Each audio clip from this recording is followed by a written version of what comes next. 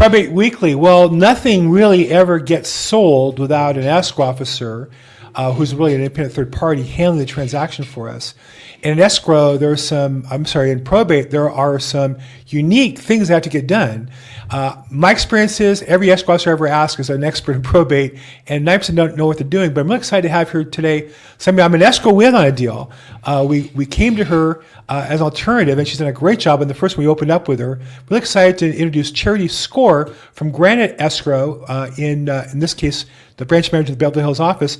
So Charity, probate, you've got to really enjoy the process to be an escrow officer handling probate cases, yes? You do. There is a lot of moving pieces with a lot more people than generally what you see in a traditional escrow. So communication is key, but you have to understand the dynamic of all the different parties that you're working with. I say that it starts with the motivation. You can tell a probate real estate agent or a probate escrow officer in this way. When you talk about problems, the probate realtor or the probate escrow brag about how many problems they have and they've solved. The non-probate realtor or escrow complain about each problem they have to deal with. True or not true? Oh, absolutely. Yeah. You and I talked, I think the first time I had met you have an account executive, Dale, great guy. Shout out to Dale Efren, out doing the hard work, out the heavy lifting. Yep. And he talked about you. But, I always hear all these stories. But when I talked to you on the phone right away, and like you and I started playing one up each other on who had the worst, hairiest transaction lately, and you held your own with me. So I said, this lady knows what she's doing. So let's talk about what are the kind of problems that you see that are unique to probate that make those transactions more challenging for the customers or for the realtor or for the escrow?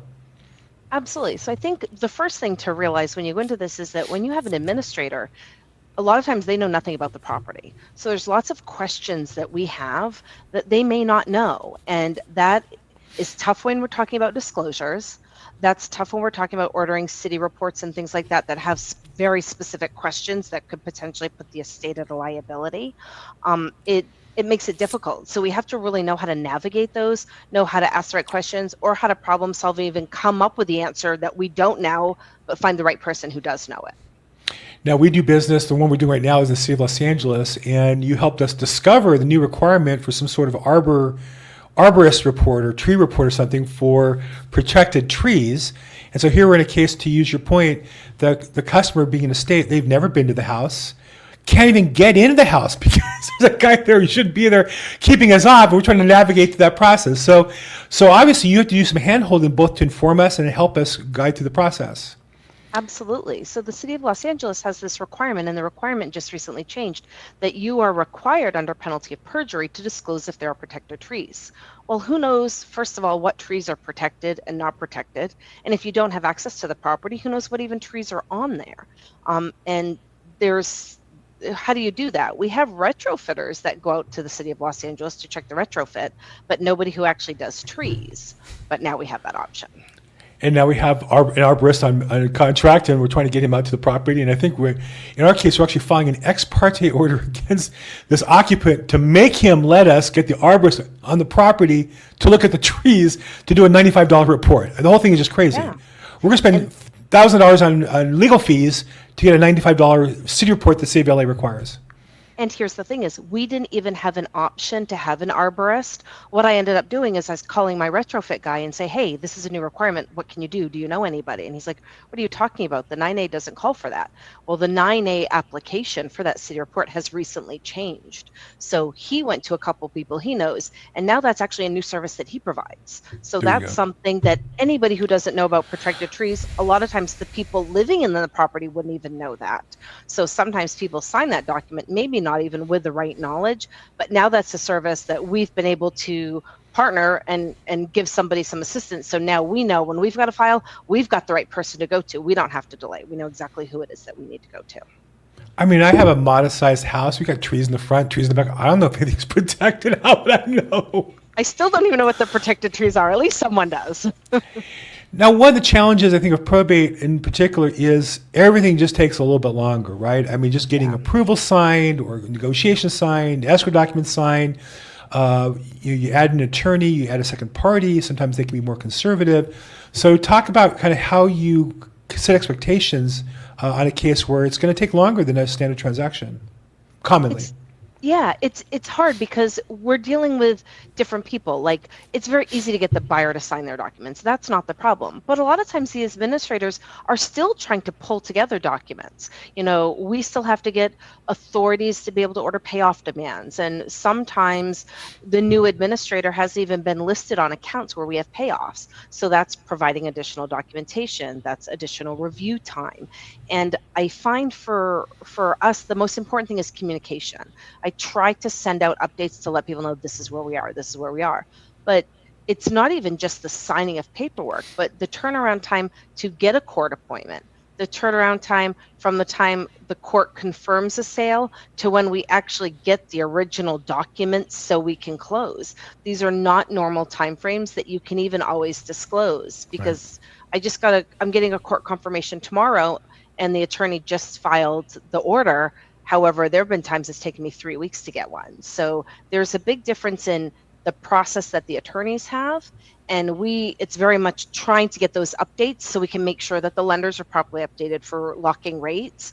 It's just communication so everybody's on the same page, which is a lot more than what you do in a standard 30-day sale where you have separate conversations. You definitely have to be more in touch with people and really let them know what real dates are, especially when there was a court confirmation involved.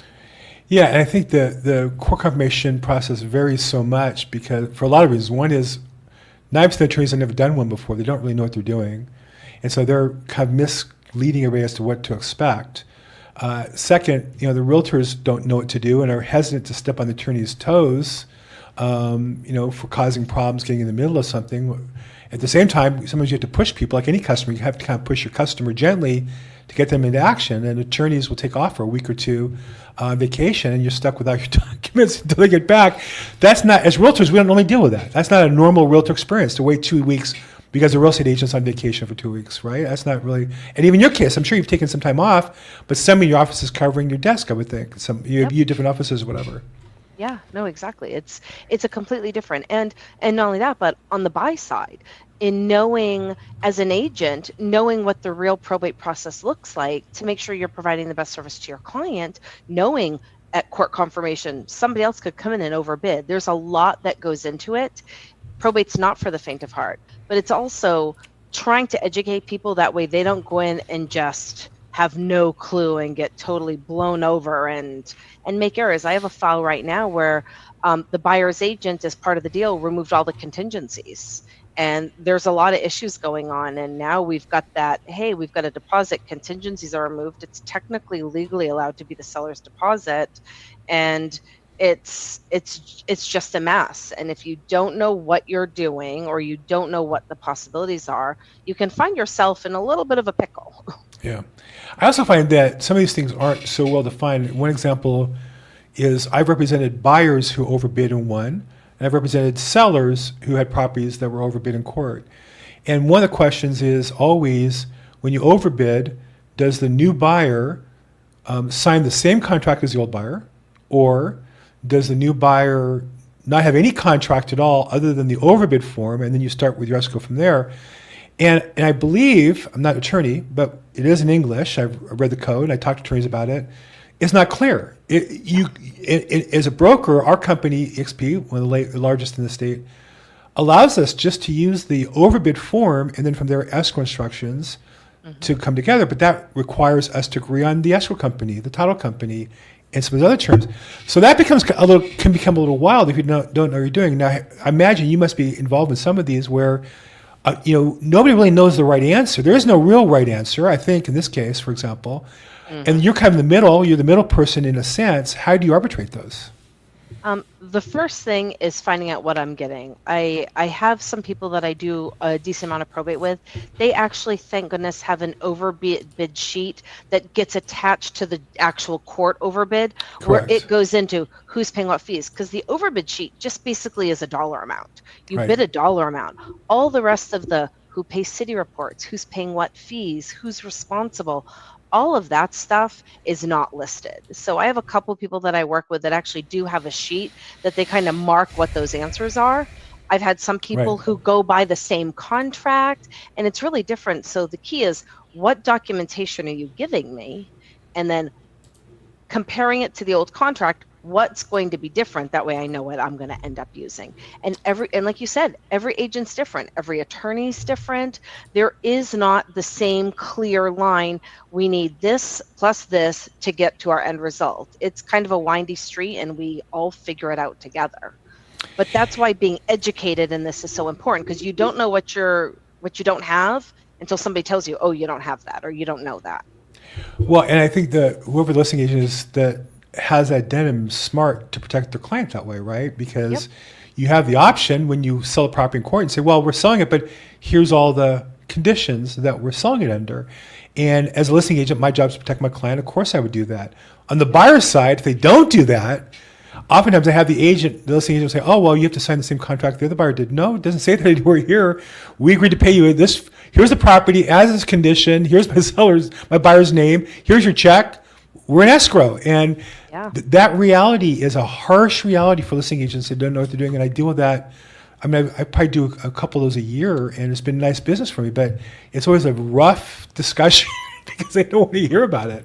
No, it is. And a lot of times when people are coming in for court confirmation for an overbid process, it's not somebody who initially wanted to write the contract and got overbid like at the initial offer stage with like seller multiple counters. A lot of times it's investors or somebody else coming in. Right. So they're just trying to get the best deal possible. So we get to a point as an escrow person where I don't really have mutual instruction, and my whole job as escrow is to have mutual instruction. Right. California contract law says it needs to be written, so it's almost like I'm having to bend people's arms to figure out what to put in the escrow instructions, so we then have a mutual instruction, because overbid is very limited. It's really a purchase price. And I try to explain to the listing agent who, unlike the one that you deal with, didn't have a dem. I said, look, just because you would like to have all these conditions doesn't mean you get them. We didn't agree to that, and it's not writing, and therefore we sit down and we come, and in that case we were arguing over the escrow and the title and some of the other terms. So obviously, some agents have done well in the space of probate that you deal with, and I'm sure you see some that struggle on the same transaction. You might see that. What are the common characteristics of the ones that do real well in probate real estate? So the two big things that I see is, one, attention to detail, with the ability of timeframes. Timeframes are really, really important. You need to be able to properly handle your timeframes. And it's not even just from the time that you go to court, but there's a lot that goes into it. A lot of times we have probate properties, and these properties are distressed properties. There's a lot that needs to be done that you can't just, hey, sign a contract and let's move on with business. So the other thing that a lot of people need is, connections with builders, connections with repair people, people who, rummage property, people who pull out trash. And these a lot of times have to be people who are willing to take payment at the close of escrow. And we don't always know when that's going to be. So one, you need connections. You need some really good connections of people that you work with regularly, where you trust their services, you know their services, they know you. And that takes time. You have to build that wealth of knowledge. And then you need to be able to, kind of like an orchestra conductor, you really have to be doing multiple things. Once you're dealing with the attorneys who have one specific set of requirements, you're dealing with the administrators. Some of these administrators are people who are of a connection to the estate, but some of them have no connection, and it's their fiduciary job, but they don't have a connection with the beneficiaries. So you do have some real personal issues that can come in there, as well as then you have the agents that you're dealing with and the actual physical closing side of it as well. So it's, it's like having two monkeys thrown in the middle with monkey wrenches. Where hey, what do you call me, a monkey? Not you, everyone else. Oh, all the other agents. Okay, I'll go along with that one. Never you. But when you talk about having like a Rolodex of services, also that's an asset you bring as an experienced escrow officer and dealing with probate. I can just say off the top of my head, the first transaction we did, you really brought in the arborist situation to help to what otherwise was a new problem and give a solution. And I think the most important thing was I went in the line to suggest your company as the vendor to a client. We had another company that was terrible. And I said, well, let's try something different this time. And it made me look good because you solved the problem with the customer. I didn't have to get involved with it. That's like the best. It happens like magic. It's, if you can solve a problem, then you're going to be somebody's go-to the next time. Yeah. Being creative and thinking outside the box, I think for anybody in any industry is really, really important. It is very easy to become complacent in what we do.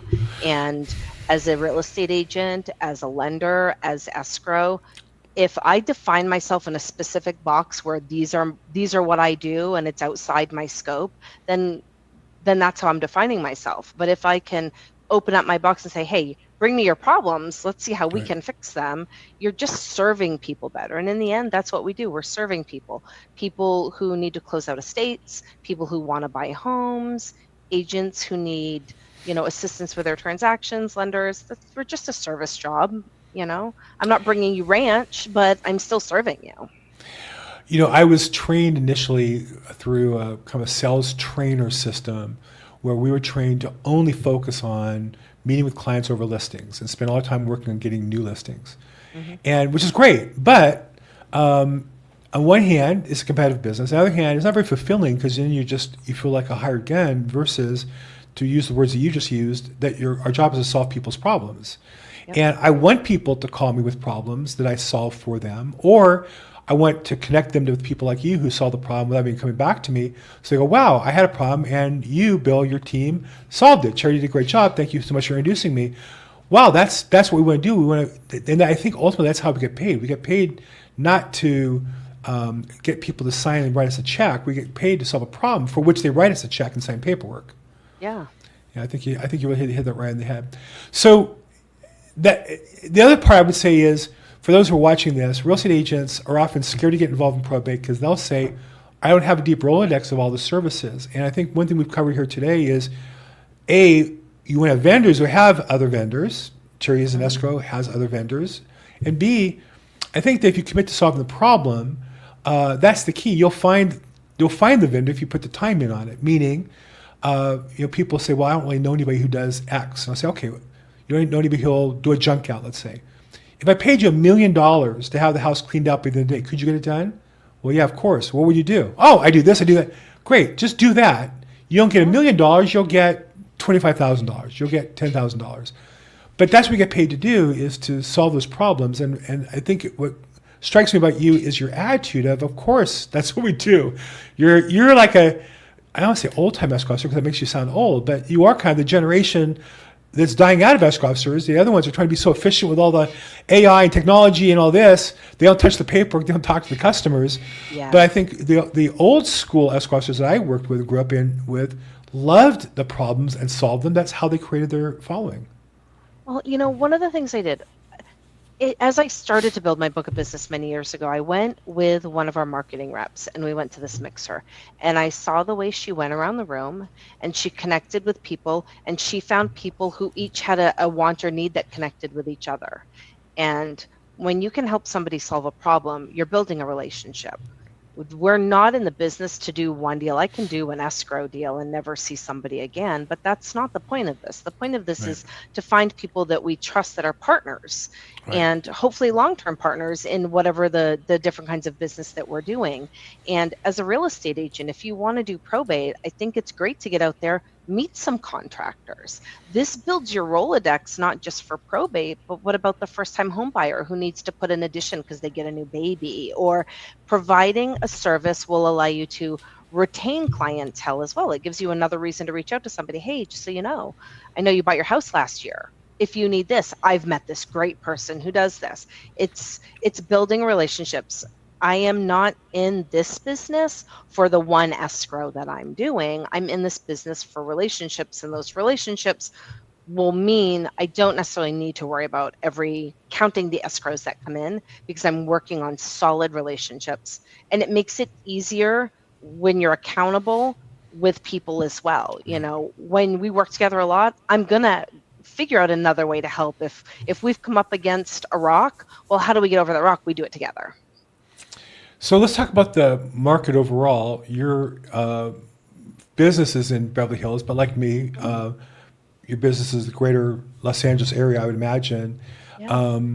And nationally, I think that when I look at statistics, it sounds like the market's softening nationally after some tremendous run up. But here in our area, the unit count's way down for a lot of reasons, but the sales prices have gone up, keeping the sales about the same. And it doesn't seem like it's slowing down here. Now, maybe because we just burned 15,000 ounces of our inventory, so the prices can't go down. So you're a businesswoman. How do you see business now in terms of the market, and what are you planning on for the next year and 5 years based on what you see? What I'm seeing right now is I'm seeing a lot of listings. I do a lot of pre-escrows for my clients, and I've got a lot in my pipeline. I am not seeing as many contracts come in, so I've got a lot in my pipeline, but we're not seeing the contracts right. I still think buyers are on the market, are sitting on the edge a little bit, waiting to see what changes. We've had a lot politically with our fires, a lot of changes. I think people aren't 100% comfortable yet with whatever decision they're going to go. I think people still think rates are going to come down. I don't think we're going to see this massive drop like people want. I also think sellers are starting to realize, as much as their homes were worth a certain dollar amount, there might have to be a slight adjustment if you don't want it to sit on the market as long as a lot of things are. We are not writing contracts in 2 weeks on most properties. Things are sitting longer, and we're in the beginning of an adjustment where we now have more buyers right now than what we have sellers. And sellers are going to have to adjust slightly, and then I think you'll see inventory start moving, and then I think we'll see a really good, like what I call water wheel effect, where things are going to get pretty, systematic in their approach. So many on, so many off, like that. What we're going to do long term, I don't know. I know with probate, without being morose, we are having our baby boomers who are starting to age more so, and we are going to start seeing a lot more with probate files. Not everybody, we see this a lot. Families don't always get along. Families don't always agree. So even with, odd, isn't that weird how it works? Yeah, crazy. So we are, even with people who have trust and stuff, not everything is going to be in an agreement. So Really? I think that the probate is going to just... A little bit. I think we are going to start seeing a lot more probate transactions. I think as people who do them and as people who don't do them, we need to be educated, because they're going to come across our desk. I remember the first probate I did, I was assisting an escrow officer, and it was like speaking another language, the first one I did, and there are going to be escrow officers who go out there and get them and don't know how to handle it. We never want to say what we can't do, because then that's, eliminating business, but we also don't want to do a bad job either. So it's become educated with the things that you don't know yet. That way, at least you can best serve your clients. Again, it's about service, but. So I'd like to run a thesis by you. My thesis is that the business that we do is going to inherently get more complicated as technology improves. What do I mean by that? So there was a time when I was young, McDonald's was studied by experts in business, and their strength was they only made hamburgers, cheeseburgers, fries, and shakes. That was it. And their success was the focus on a small menu. The customers over time, though, demanded more, and so they started offering coffee and breakfast and this and that to what their offering is today. And like that, I think in real estate, there was a time when people could focus on a fairly narrow group of types of transactions. And I remember realtors who would say, well, I don't do probates. They just refer them out to other people. But I think probates are just another type of complicated transaction. Yeah. The easy ones are being done by other people. The competition there is very fierce. But as soon as there's a hiccup, those agents don't know what to do with it, and it falls apart. Like they list the property and get an escrow and find out, oh my gosh, the title was from grandma and she's this and that, and there never was probated.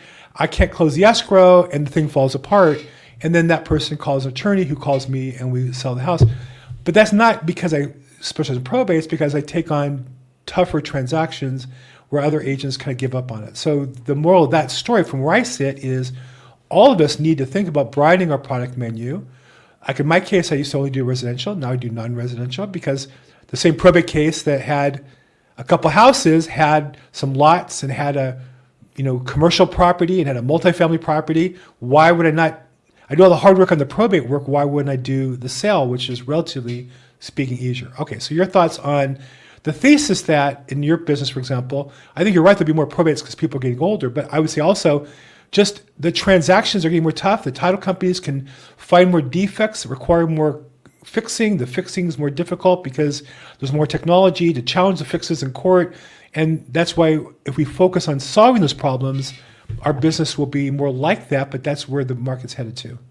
No, absolutely. I think people need to at least know what it is, because you don't know that you're in trouble until it's too late. So the more you can educate yourself, there are times it's like, I don't even think I want to take on this because I can already see the red flags and they're starting to pile up. So making smarter choices, I think, I do still think if you're out looking for business, it is important to stay in a reasonable lane. I think if probate is your thing, then like you divert it and you do commercial. You could even potentially do businesses, because businesses end up in probate as well for people who own businesses. So I think it's it's not just the commercial, it's not just the residential. You can do business too. But I think if probate's really what you know, I think it's important to not necessarily stay within that niche, but it's good to grow, because moving on to try something else, especially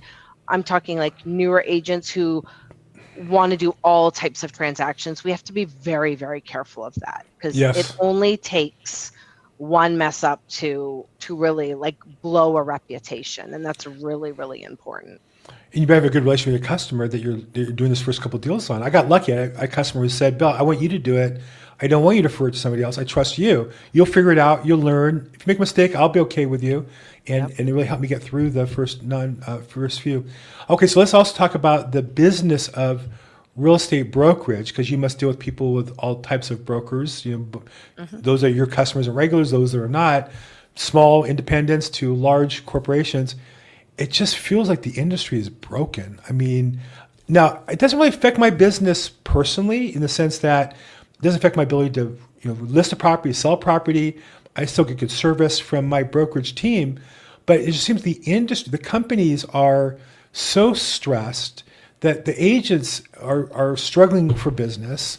They're not getting good direction on helping them build their business. There just feels like I don't know, you tell me, I feel this sense of, when I talk to other agents, a sense of stress that just isn't healthy in the business, in the industry. What do you see? No, it's true. We have a market that's shifted a lot, and there's been a lot of change in the industry, and not just with the NAR lawsuit where that changed commissions, but different companies, and I'm just throwing names out there, not that anyone particular, but Redfin had an industry model, and that industry model has changed a lot. And then we have older brokerages like Coldwell Banker and Keller Williams, which have a particular broker model. Now we're seeing broker models where the agent doesn't pay hardly anything to the brokerage. It's just a very small flat fee, but then the agents are out to really figure out everything on their own. And I think people are trying to make packages to fit everybody's needs. And realistically, we all have very individual needs. What I need as an escrow officer and what I want my company to provide me is different than the escrow officer down the street. And I think the same thing is true of a real estate agent.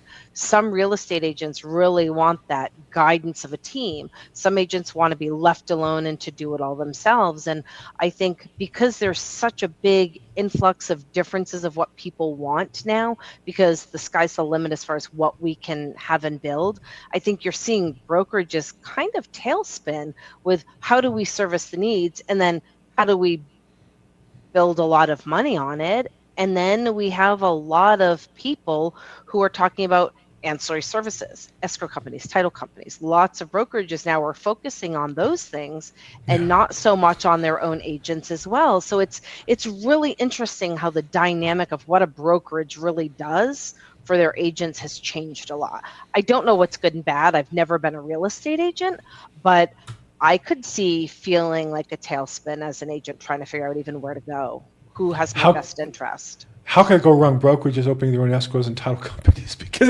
they can't make money in real estate. So I know, let's do this other business. How can that possibly go wrong? I think the thing that I also notice is that while agents all, especially new ones, all tell me They want an office. They want leadership. They want structure. They also all want 100% of the commission. And I try to explain to them, those two don't coexist. You either, and I always tell people when you start, find the best services you can and invest in yourself and look at that as like going to college. You have to pay tuition, or you pay reduced tuition, or maybe you have a scholarship, but you don't get paid while you go to college typically. And the same in real estate. You better learn the business. Otherwise, and every agent, well, I watch YouTube videos, I do this. Well, that's the problem. It's not, and they just don't know what they don't know. It's just staggering to me. I should be out of this business. I had a retirement plan to be out at a year ago. We need you. At 60, I wrote a plan, and I'm able to retire at 65. I financially could. But, I'm making really good money, and I've structured it to where it works well. But the other part of it is the new agents are all just, for the most part, 90% are so weak. And they just they're not in a system that gets them what they need. I don't know. Are there ever going to be days back where these, where there's offices where agents go and get training and work with brokers face to face and work with other agents? I don't see that happening. It's just not happening. I think good and they need bad. it. And I met Dale, and I met your rep. I'm sorry to interrupt, but No, you're good. I was just so passionate about this because I met Dale at like a little mixture thing, and you see people are so hungry for that interaction. I'm not. I'm married. I have my daughter lives nearby, my 2 grandkids. I see plenty of people. I don't need new interaction. I know what I'm doing in real estate, but I see agents are starved for information, for help, for support, for encouragement, for emotional support, and they're just not getting it. Yeah, it's definitely a complaint that I've heard more than once from agents that I work with. I think we're also in a really interesting time where how we communicate has really changed. And it started before COVID. So it's not a COVID issue, but I think COVID boosted it like turbo. Where we see shows, things like Million Dollar Listing and shows like that, which make real estate look really fancy. I've met a few young kids who want to be agents because they want to be a luxury agent, not knowing what that really means. Right. I know it looks beautiful on TV, but that's not any of it. And No. I think there's a very unrealistic sense of what it really takes, the grind that it really takes to be a real estate agent, and to be good. And I also think people think that you close 10 or 15 deals a year without doing anything, and that's not the reality of what the real numbers are, especially for an average agent, when you look at production. It's just, there is a disconnect on what it really takes. And I hate to say this because I'm kind of in the middle of the boomers and the millennials, but how people work is much different. The ability to grind, and I think a lot of times people think things just come easy and you don't have to work as hard as you do for it. And I think a lot of people have lost that ability to grind. And I think looking at these TV shows that make everything look so easy just makes it look like, oh, I just make a few phone calls, take somebody out to lunch, and then we've got a deal. And it's just not like that. It is roll up your sleeves and really get to work. And there's a disconnect between what it really takes and what people think it takes. I think you're so right. I think the disconnect is so real. I have people all the time who ask me what I do. Like they want to build a business similar to mine. And so I say, okay, well, here's what I do. And I tell them, and they'll say to me, well, that's a lot of work. Well, yeah, duh. Now, I don't work a lot of hours anymore. I'm older now, and I have other interests. And so I have a very structured day. But when I work, I work. Yeah. And that's the key thing. Whereas I'll talk to people today who are going to the gym at 10:30, and I know that means they just roll out of bed. You don't go to work for 4 hours, then go to the gym at 10:30. Nope. You wake up at 10:15 and go to the gym at 10:30, and by the time you're done, it's lunch, and you go out to lunch with somebody. That's not work. I don't know what that is, but that's now it might be an HGTV. What those guys do, I know some of those guys. I've done deals with several of those people. They work hard. They are grinding on it. Now, you don't see that on the TV show, but they are serious as a heart attack. Guys who, I don't want to name names because I don't want to embarrass anybody, but they look frivolous and sometimes in television. Yep. They're anything but, man. They're like stone killers. It is unrealistic what they show on TV. and what they do. And let's be honest, in the luxury market, they're not even talking about the amount of money that gets spent when we're talking, just as an example, staging a house, staging an average 3-bedroom, 2-bath house, and then staging some of these luxury. That's a lot of money out front. Not every stager gets paid at closing. I pay very few stagers at closing. And the ones that I do generally are my probate stagers. It's not my regular transactions. Wow. There's a lot of money that gets spent, and it looks so easy on TV, and it's just not. And it's not that the people aren't telling the truth, but it's not the real story. It's much harder than it looks.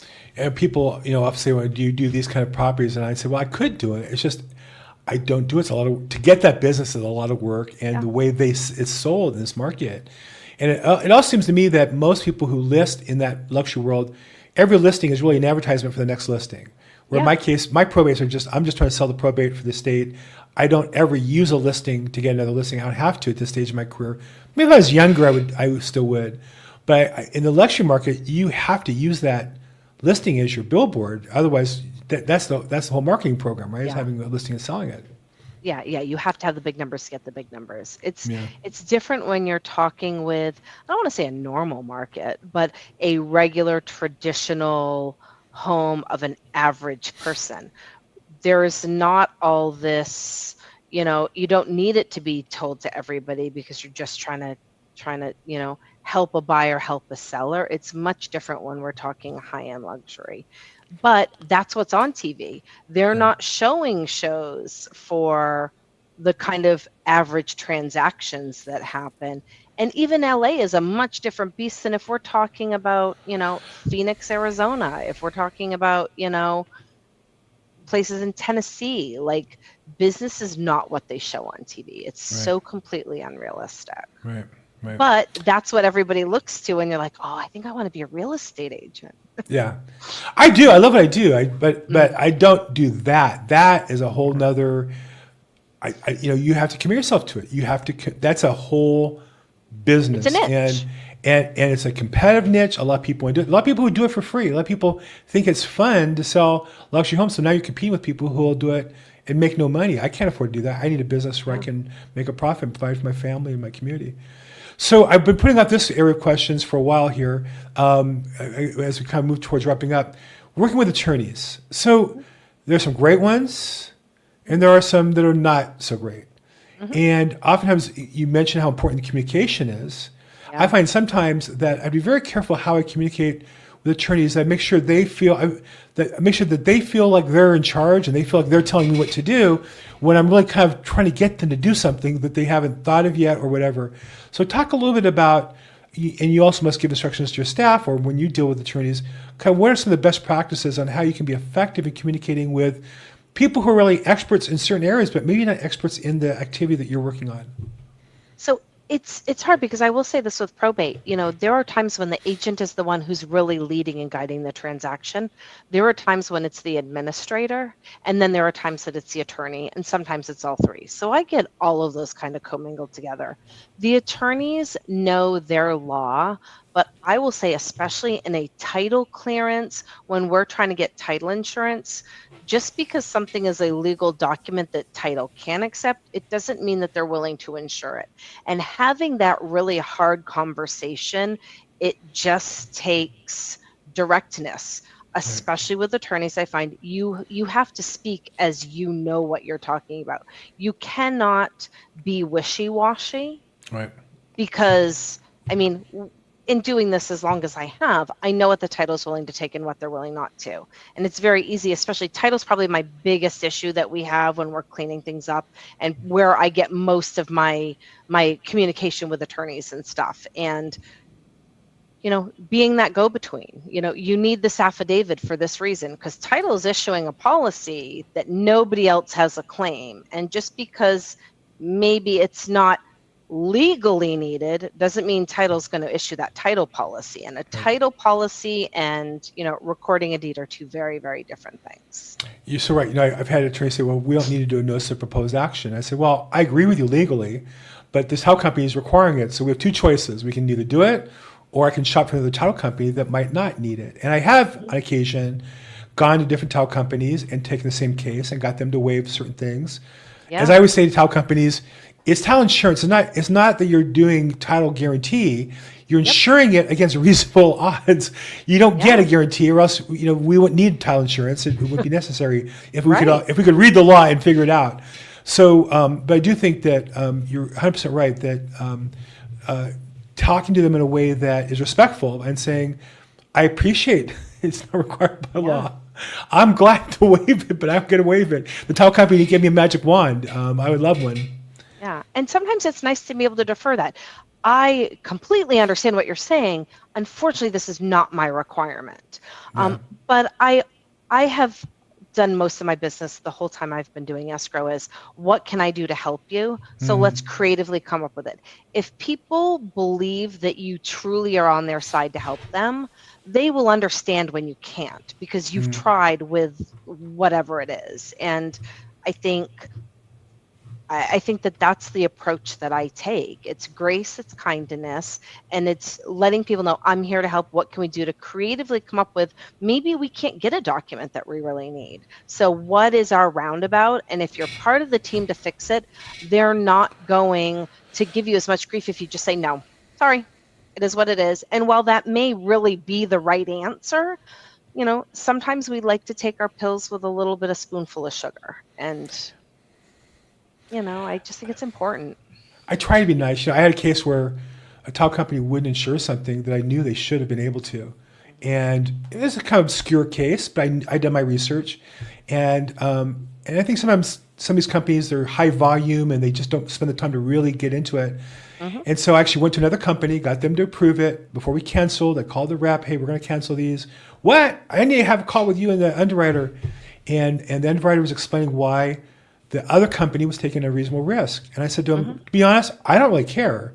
My job is to sell the house. If the buyer gets title insurance and the title company is not financially viable, and they're talking about one of the major title companies, that's not my problem. I gave them title insurance. That's all I'm obligated to do. And I think sometimes that we get so caught up in our way of doing things that we have to be, like you talk about being the solution oriented. I think it's really, really important to be that. So that said, do you have a particular title rep or company that you like to give a shout out to, or is it? Yeah, I have a lot of different title relationships. Our company, full disclosure, is actually owned by one of the larger title companies, although I'm still an independent escrow company. Our parent company is First American. And interestingly enough, I've done most of my business with First American, even when I didn't work at a First American company. But I also do a ton of work with Lauren Goldman, who is at Fidelity Title. He's one of my reps that I've worked with for many, many, many years. And we work with Zoe Schulman at WFG.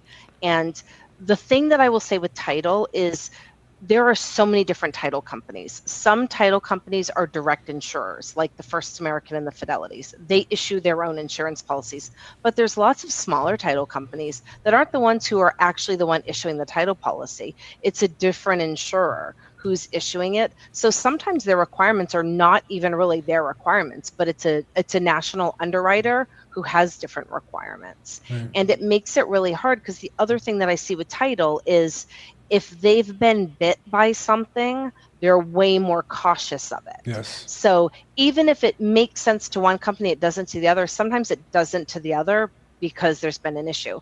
And I learned this firsthand. I was doing a transaction and we had a 45-year-old private party loan that was super old. And at that time, and I would say this is probably 5 or 6 years ago, the industry standard is if the loan was more than 30 years old, they allowed it to drop off. Right. Well, what I heard is one of the national title companies took a huge hit because the loan was 40, 50 years old and the person had died, and the estate came back and sued for all the back. And there was no proof as to if it was paid or not. So the title company took a huge hit. So they don't drop off 30-year-old private notes anymore. Some of the companies go back 80 years because from what I heard, and again, this is just, from what somebody said, it was over $1 million loss because of that accrued interest over, 30, 40 years. So The liability is whatever that title company is willing to do. And one may be willing to do it because they've never taken a loss like that. Right. Whereas the person who wrote that check's like, no, we're not doing that this time. We learned our lesson. And Right. it's very hard because you don't know what title company's seen what. And you may open an escrow or a title and think that it's easy, and something really complicated comes up at the end that maybe a year ago wasn't even a problem, but since it has been. Well, I think it's also where having a good reputation helps, because I've had title companies ask me questions. If they think I'm trying to push through something that I know is fraudulent, they're going to put the brakes on it. But sometimes, how do you know? How do you get this deal? Who's the lender? Who's this? Who's that? Okay, based on all that, we'll go ahead and insure it, or we'll bond around it. There's some sort of a fee for it. Great, we'll bond around it, and we get there. You mentioned First American. I have to tell you, I was right out of college. I worked at Hughes Aircraft Company. I was a great softball player. I was a left-handed power hitter. I played on 4 different teams at once.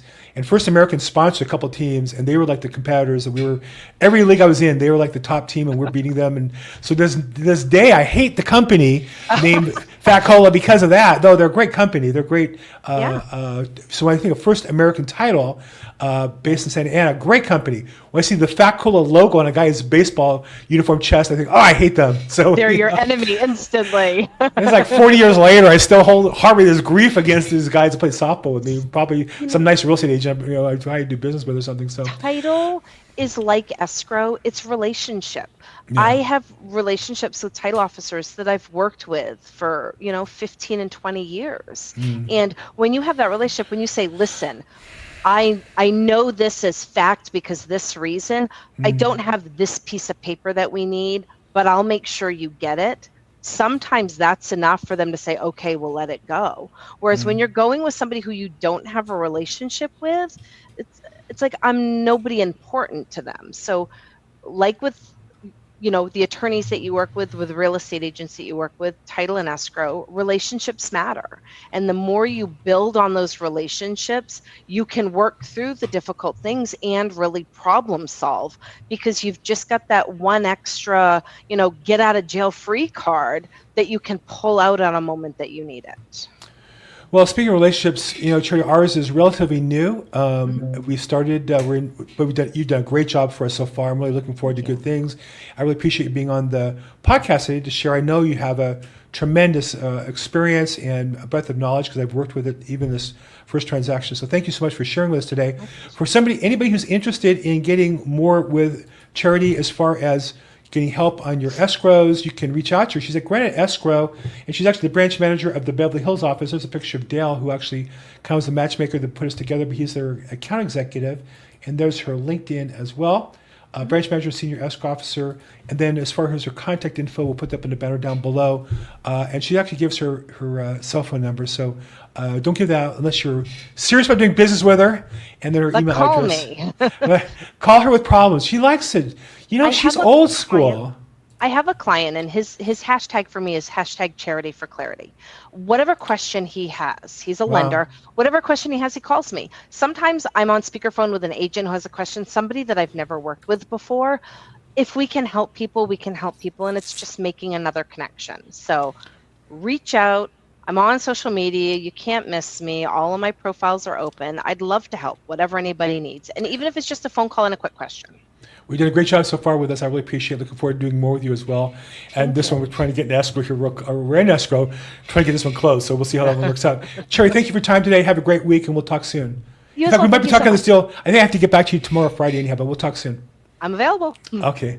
All right. Thank you. And for the rest of you, this is Probate Weekly. We get together every week, usually with attorneys, but vendors in this case, to help us be more successful with our customers, give better service. And there's the escrow officer. We've talked with title companies and other vendors as well.